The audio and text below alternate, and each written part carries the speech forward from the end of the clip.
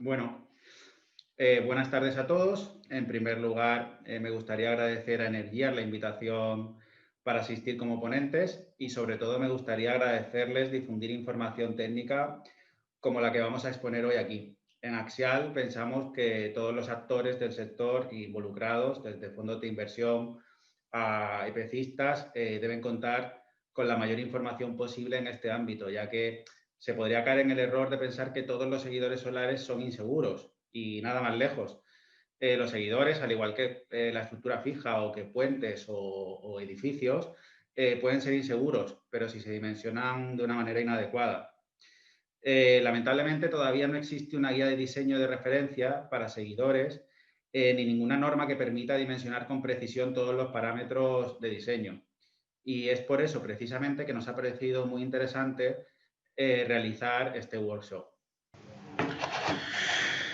Hemos dividido el taller en 4 pequeñas partes. La primera es esta breve introducción. En una segunda parte se explicará técnicamente, pero de la manera más comprensible posible, las diferentes inestabilidades que hay que considerar al diseñar un seguidor solar. Posteriormente expondremos las estrategias de defensa que desde nuestra experiencia son las adecuadas para cada tipo de diseño según su configuración y sus elementos resistentes.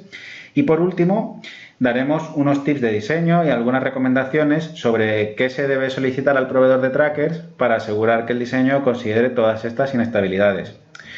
Bueno, para acreditar un poco, de alguna manera, nuestros conocimientos en este ámbito, les voy a contar brevemente nuestra trayectoria en el desarrollo de seguidores solares.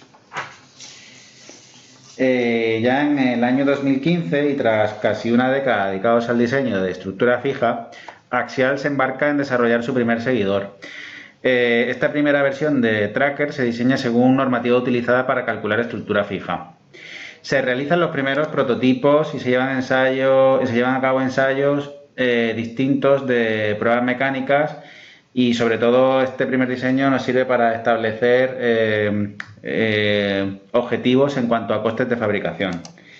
En 2016 se actualiza el diseño, incluyendo en el cálculo cargas de viento obtenidas mediante simulación dinámica de fluidos, y para poner a prueba el diseño se realiza un proyecto piloto en una zona que buscamos con altos vientos y por suerte nos encontramos con problemas de inestabilidad que provocaron distintos daños en los prototipos. En la planta prototipo. Afortunadamente, este evento estamos preparados y lo documentamos en vídeo y desde entonces caracterizar y dimensionar aquellos fenómenos pues se convirtió en una prioridad pues para mí, para todo el equipo y para la empresa en general. A causa de estos fenómenos que observamos, acudimos a la Universidad Politécnica, concretamente al Centro de Motores Térmicos de la universidad. Donde trabajan con este tipo de física y tras meses de trabajo conjuntos realizamos un estudio analítico bidimensional donde por primera vez encontramos el problema de la divergencia torsional, problema que posteriormente explicará Elvira. Además, para confirmar la validez del estudio, acudimos al Instituto Tecnológico de Energías Renovables en Tenerife, donde tienen un túnel de viento de grandes dimensiones y certificamos o comprobamos que las predicciones que hacía el estudio analítico eran correctas. Bueno, al estudiar estos resultados, los resultados del estudio, nos damos cuenta de que los seguidores, tal y como se estaban diseñando, pues tenían ciertas deficiencias en algunas de sus propiedades físicas, tales como la rigidez torsional, que no es más que la fuerza necesaria para conseguir cierta torsión sobre el eje del seguidor. Y empezamos a estudiar métodos para aumentarla. En 2018 se presenta como proyecto de innovación tecnológica nuestro sistema de bloqueo Blocking System. Y aunque con el problema de la divergencia ya resuelto, continuamos buscando asesoría en otras grandes consultoras y túneles de viento de mayores prestaciones. Pues buscamos túneles de viento con capacidad de girar alrededor del eje vertical para estudiar vientos cruzados y capaces de reproducir el perfil de velocidades y turbulencias que simulan la capa límite terrestre. Con este tipo de ensayos aprendimos que los seguidores podrían sufrir otros fenómenos en condiciones de operación, Por eso también era importante que el sistema de bloqueo aportara amortiguamiento en situaciones en las que el bloqueo se libera para permitir el movimiento. Desde entonces hemos realizado multitud de ensayos para las distintas configuraciones de seguidor. Hoy aquí vamos a presentar las conclusiones a las que hemos llegado en estos años.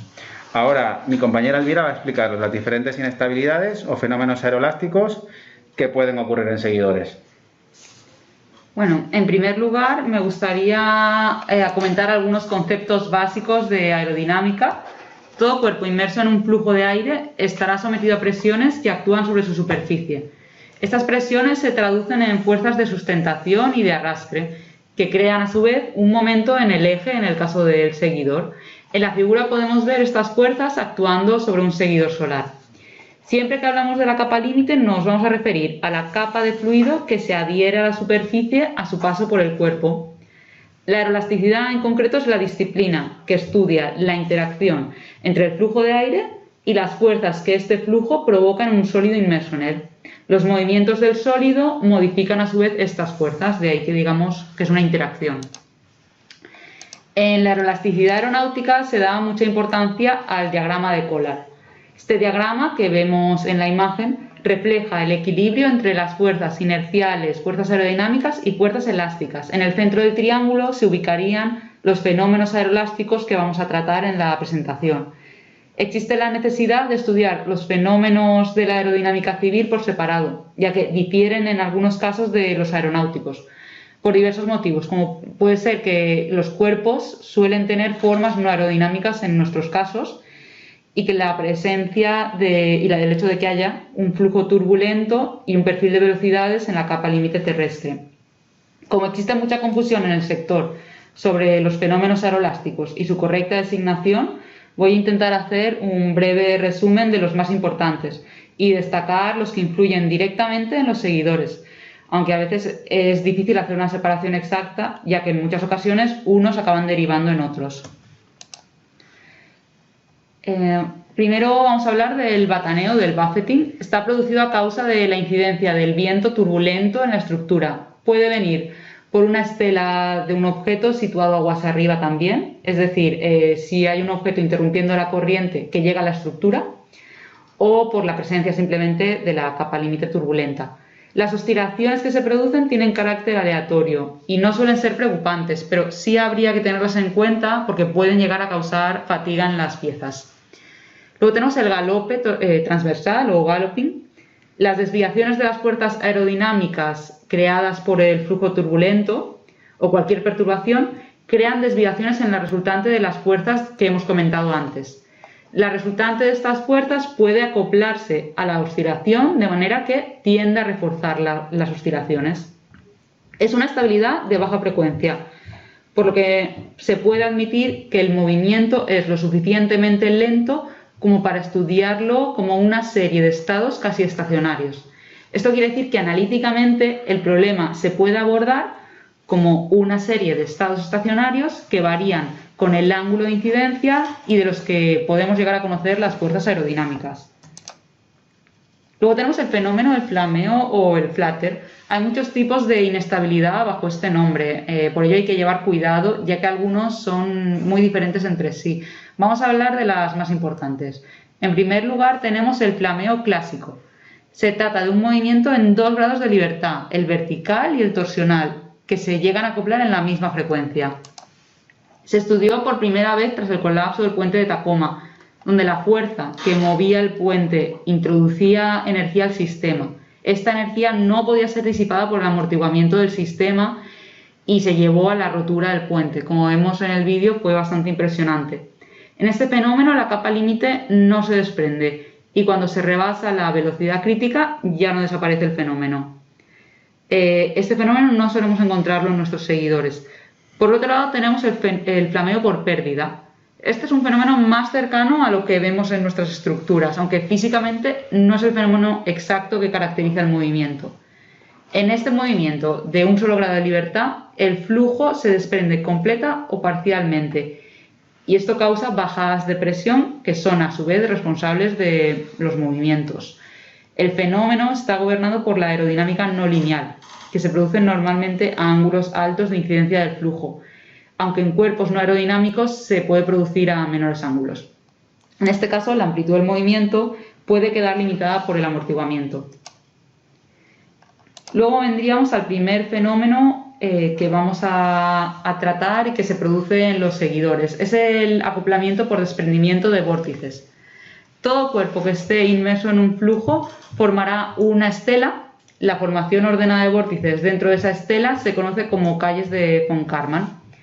En la imagen vemos un ejemplo de estas calles. El carácter y la forma del desprendimiento de estos vórtices dependerá de las características del flujo y de cómo se desprenda la capa límite del cuerpo.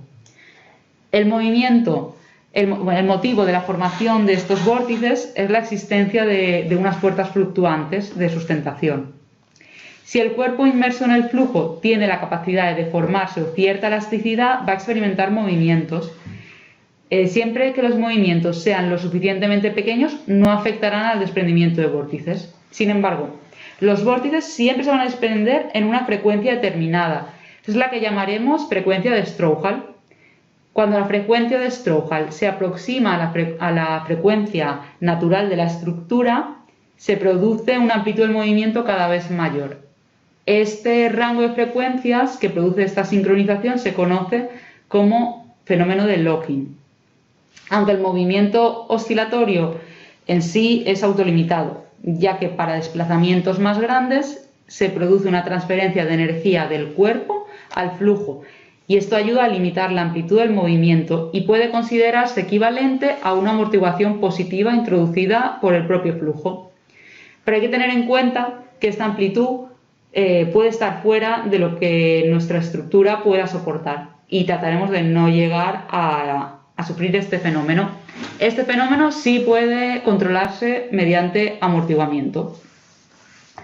De hecho, vamos a ver cómo en el vídeo de uno de los túneles de viento que hicimos con CPP se aprecia este fenómeno.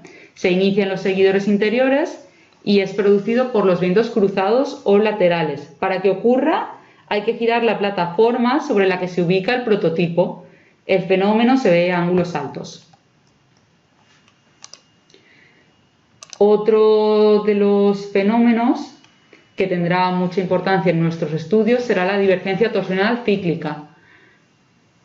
Cuando se produce este fenómeno, las fuerzas elásticas de la estructura no serán capaces de disipar las fuerzas aerodinámicas introducidas al sistema y por ello el movimiento irá amplificándose.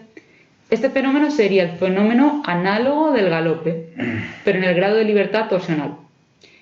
El movimiento es oscilatorio armónico y podemos llegar a controlar este fenómeno ajustando la rigidez de la estructura a torsión, como ya habíamos comentado antes. En el vídeo del túnel de viento se ve cómo este fenómeno se inicia en los seguidores exteriores y se produce con un viento que incide de forma perpendicular a la estructura. El efecto se observa a ángulos bajos. Y ahora va a seguir mi compañero. Bueno, como ha explicado Elvira, los distintos fenómenos ocurren a distintos ángulos de inclinación. Como durante el periodo de operación se barren todos los posibles ángulos, pues es necesario asegurar mediante ensayos de túnel de viento que ninguno de estos fenómenos ocurran para cada uno de ellos y obviamente para las velocidades inferiores, o sea, las velocidades que te arrojen los resultados del túnel deben ser inferiores a los límites, a la velocidad límite de operación. Una vez alcanzado ese límite, es necesario que el seguidor se vaya a su posición de defensa. Y es aquí donde se pueden considerar distintos escenarios, pues según la configuración del seguidor de la que se trate, será más recomendable utilizar alguna estrategia de defensa u otra. Para poder comprender las implicaciones de establecer la posición de defensa en un determinado ángulo, es necesario observar dos parámetros a la vez. Por una parte, necesitamos obtener la curva característica de velocidades críticas, es decir, una gráfica que muestre los valores de velocidad admisible para cada una de las posiciones del seguidor en estudio. Y por otro, los gráficos de carga dinámica, también en cada uno de estos ángulos. Cada uno de estos dos gráficos son el resultado de un tipo de ensayo realizado en un túnel de viento en el que se introduce una maqueta, como habéis visto, tridimensional y elástica. El primer gráfico, el primer ensayo, el que muestra la curva de velocidad crítica a la que comenzarían a ocurrir algunas de las inestabilidades anteriormente explicadas por Elvira, tiene este aspecto. Aquí podemos observar una curva obtenida para un modelo determinado. Es decir, esta curva solamente sirve para un modelo concreto y variará en función de la rigidez, de la frecuencia y del amortiguamiento de cada diseño. En este caso, podemos ver a la izquierda una curva que barre todos los ángulos para un seguidor con el Blocking System desactivado como bloqueo pero funcionando como amortiguador, y a la derecha el mismo seguidor con el bloqueo activado, aunque en este caso se barren únicamente ángulos bajos. En el eje vertical de ambas gráficas se puede leer la velocidad de metros por segundo y en el eje horizontal cada uno de los ángulos a los que se realiza el ensayo. Además, en la leyenda, bueno, en este ensayo se puede ver que se han situado 6 seguidores, siendo R1 la primera fila, la más expuesta, R2 la segunda y así sucesivamente. Es lo que se mostraba en el vídeo anterior. La línea amarilla es la envolvente de los puntos e indica el valor de la velocidad de viento a la que la deformación del seguidor supera los 20 grados de amplitud, que es el punto en el que consideramos que se produce la inestabilidad. Es decir, hemos definido que un seguidor puede sufrir algún tipo de daño si se deforma más de +10 o menos 10 grados desde su posición inicial.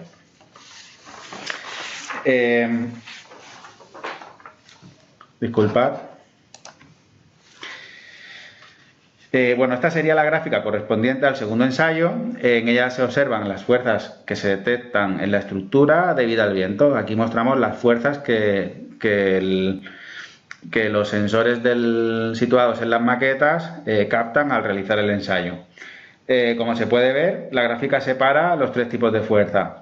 La fuerza de arrastre o fuerza horizontal en azul, la fuerza de sustentación o las verticales en verde y el momento alrededor del eje en rojo. En el eje horizontal, al igual que la gráfica anterior, pues se muestran los ángulos de inclinación del seguidor. Cada punto es un ensayo en un ángulo distinto. Como se puede observar, cuanto mayor es el ángulo, mayores son las fuerzas que se detectan en el seguidor. El hecho de que las cargas sean mayores implica, en primer lugar, un dimensionamiento estructural y de cimentaciones que probablemente haga inviable económicamente el diseño, y en segundo, mayores problemas a lo largo de su vida útil, ya que los ciclos de fatiga alcanzarán mayores valores de carga.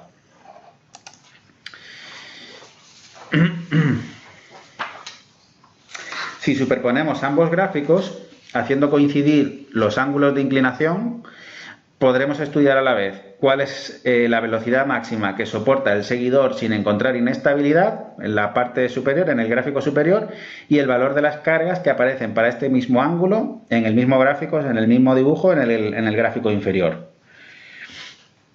Si nos fijamos en los gráficos de la izquierda, que corresponden a un seguidor con el bloqueo funcionando como amortiguador, se puede ver fácilmente que a ángulos altos el seguidor mantiene su estabilidad hasta velocidades mayores, pero a su vez en el gráfico inferior se observa que las cargas son realmente altas. Por otro lado, en ángulos cercanos a 20 grados se puede ver que nos encontramos con la zona de las posiciones más inestables. Las velocidades son más bajas, se puede ver desde casi -10 a -30. Sin embargo, bueno, además en esta zona, en el gráfico inferior, también se observa que las cargas siguen siendo bastante altas.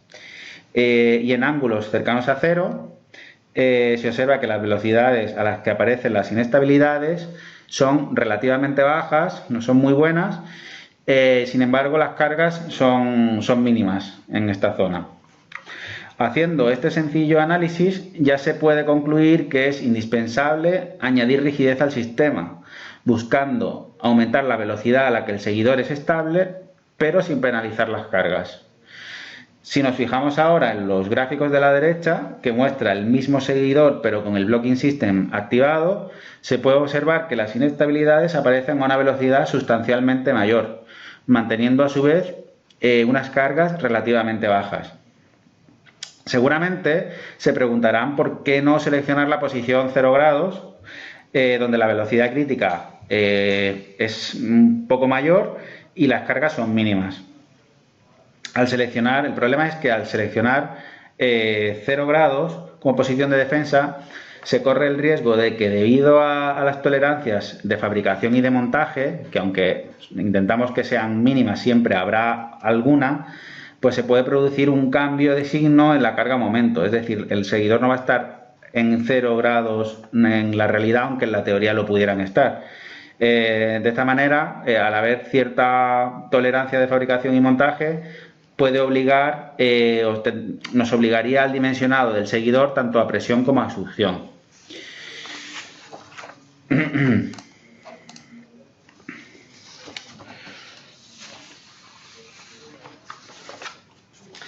Bueno, sin embargo, cuando estudiamos el seguidor 1V, las cosas son un poco distintas, el uno vertical, con un módulo en vertical.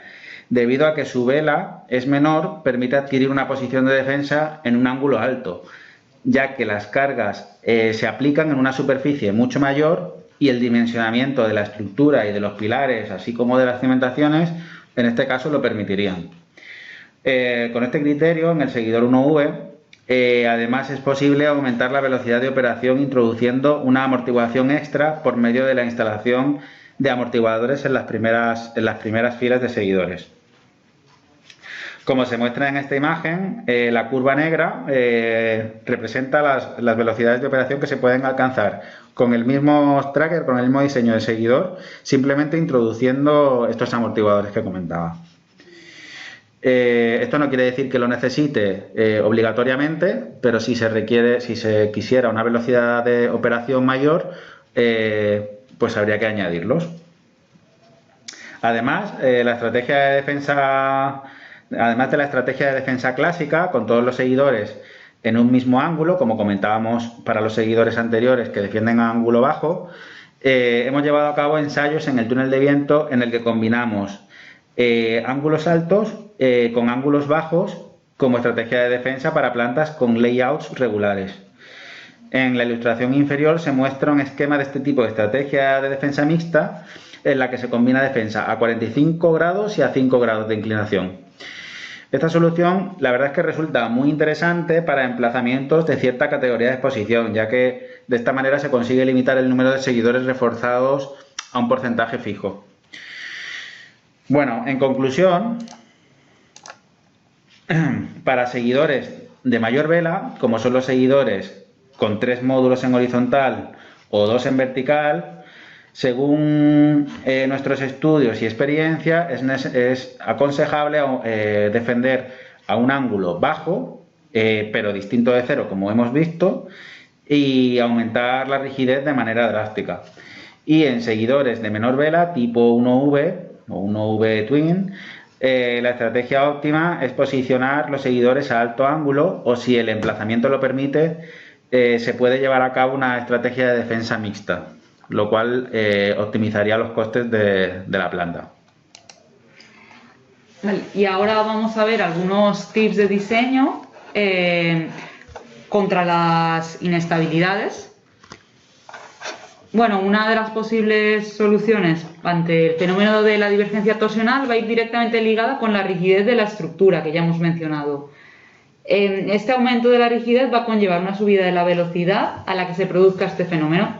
La rigidez a lo largo del eje se puede controlar de 2 formas: mediante un cambio de sección del mástil, ya sea con un aumento del espesor o con el cambio de la forma de la misma sección, o bien aumentando el número de empotramientos a lo largo del eje, es decir, poniendo más puntos fijos donde no se pueda producir la torsión. En la gráfica podemos ver cómo diferentes secciones aumentan la velocidad con una pendiente moderada, mientras que el hecho de poner un punto de fijación en el extremo del seguidor, como sería el blocking system que hacemos en axial, eleva la velocidad casi al doble. Luego, para el fenómeno de del desprendimiento de vórtices, habría que analizar directamente el amortiguamiento del sistema. Un aumento del amortiguamiento conlleva un control de la amplitud del movimiento y retrasará la entrada en pérdida a causa de este fenómeno. Siempre va a haber una parte de aporte de amortiguamiento que sea estructural. Entre otros elementos, las rótulas, por ejemplo, pueden aportar mucho amortiguamiento mediante la fricción, pero estos elementos plásticos van a ir desgastándose y hay que tenerlo en cuenta si vamos a dimensionar la estructura con ese valor, ya que puede variar con el paso del tiempo. El amortiguamiento también puede venir aportado por elementos externos, como amortiguadores viscosos, que se sumarán al estructural. En nuestro caso, el cilindro Blocking System aporta hasta un 30% más de amortiguamiento crítico en los ángulos más susceptibles de sufrir este fenómeno cuando está actuando como un amortiguador. Como pequeña aclaración, el amortiguamiento crítico es el amortiguamiento que tiene el sistema en el límite entre estar sobreamortiguado y subamortiguado, que sería la zona en la que ya aparecerían las oscilaciones. Para terminar, pues daríamos unas recomendaciones de qué hay que solicitar al proveedor, qué estudios son necesarios para estar seguros frente a inestabilidades dinámicas. Lo primero sería un estudio en túnel aeroelástico tridimensional, donde los prototipos deban estar ubicados sobre la plataforma giratoria. Esto hará posible estudiar el efecto de los vientos laterales. El túnel en el que hagamos el estudio debería tener capa límite terrestre, teniendo en cuenta la norma que se quiera estudiar, ASCE o Eurocódigo. Por último, es muy importante que la maqueta que introducimos en el túnel esté fabricada a partir de parámetros obtenidos en ensayos reales de frecuencia, rigidez y amortiguamiento, hechos sobre prototipo y sin escalar. Deberíamos de alejarnos de simulaciones y parámetros obtenidos analíticamente porque pueden quedar muy lejos de valores reales. Bueno, pues muchas gracias por su atención y damos paso al turno de preguntas. Hola, José Antonio, Elvira. Bueno, muchas gracias por vuestro panel, me ha parecido interesantísimo. Yo quería saber si entendía que decís que solamente afecta la divergencia o los vórtices, pero ¿no influiría también el buffeting? Bueno, a ver, sí tiene cierta influencia el buffeting, pero cuando dimensionamos ya tenemos en cuenta en la estructura un coeficiente de amplificación dinámica, aparte de todos los ensayos que hacemos para inestabilidades en túnel, por tanto ya vendrían las estructuras dimensionadas ante este fenómeno, para esas pequeñas oscilaciones. Vale, perfecto, gracias.